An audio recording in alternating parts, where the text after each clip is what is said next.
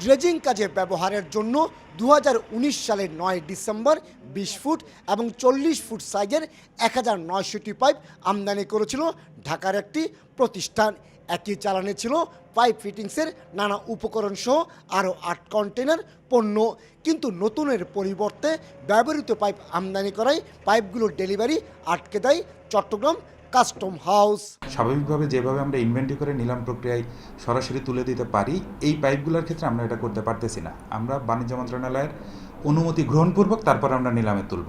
এই অবস্থায় গত 6 বছর ধরে চট্টগ্রাম বন্দরের শেডে পড়ে থাকা বিশাল আকৃতির এইসব পাইপের এখন স্থান হচ্ছে চট্টগ্রাম কাস্টম হাউসের নিলাম শাখায়।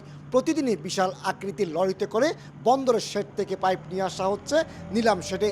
অথচ 2020 সালে নিলামে বিক্রি করতে এসব pipe by paper Chittagong custom হাউসের কাছে হস্তান্তর করেছিল চট্টগ্রাম বন্দর কর্তৃপক্ষ। বিশাল এই পাইপের চালানের পাশাপাশি পণ্যভর্তি কন্টেনার রাখতে গিয়ে চরম ভোগান্তিতে পড়তে হচ্ছে সরকারি দুটি সংস্থাকেই। এগুলো থাকার কারণে আসলে আমরা অন্যান্য মালামাল রাখা যাচ্ছিল না, চট্টগ্রাম বন্দর গুরুত্বপূর্ণ স্পেস ব্যবহার করতে পারছে না এবং আমরা রেভিনিউ জেনারেট হচ্ছিল না। তো এই সকল কারণে এখন আমরা এগুলা যেহেতু কাস্টমসকে এখন দিয়ে দিচ্ছি, আমাদের এই গুরুত্বপূর্ণ জায়গাটা খালি হবে এবং এই জায়গায় আমরা অন্যান্য মালামাল রাখতে পারব। চট্টগ্রাম বন্দর আর্থিকভাবে লাভবান হবে। চীনে প্রস্তুতকৃত এসব পাইপ এবং ফিটিংস উপকরণ সিঙ্গাপুর হয়ে চট্টগ্রাম বন্দরে আনা হয়েছিল। এই অবস্থায় নিলামে তোলার প্রক্রিয়ার অংশ হিসেবে ত্রুটি সংশোধনে বাণিজ্য মন্ত্রণালয়ে চিঠি পাঠিয়েছে চট্টগ্রাম কাস্টম হাউস। তবে একাধিকবার চেষ্টা করেও এ নিয়ে আমদানিকারক কিংবা C&F এজেন্ট প্রতিষ্ঠানের কোনো বক্তব্য পাওয়া যায়নি।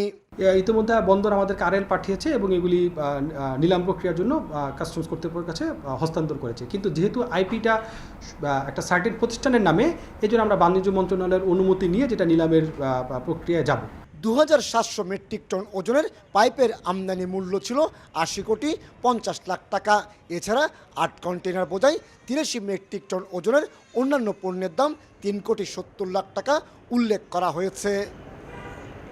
সত্যিকার অর্থে বিদেশ থেকে আমদানি করা বিশাল সাইজের এইসব পাইপ এখন চট্টগ্রাম কাস্টম হাউসের জন্য গলার কাটা হিসেবে দেখা দিয়েছে।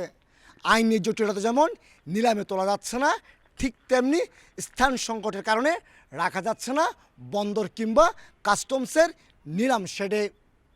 কমল দে, সময় সংবাদ, চট্টগ্রাম।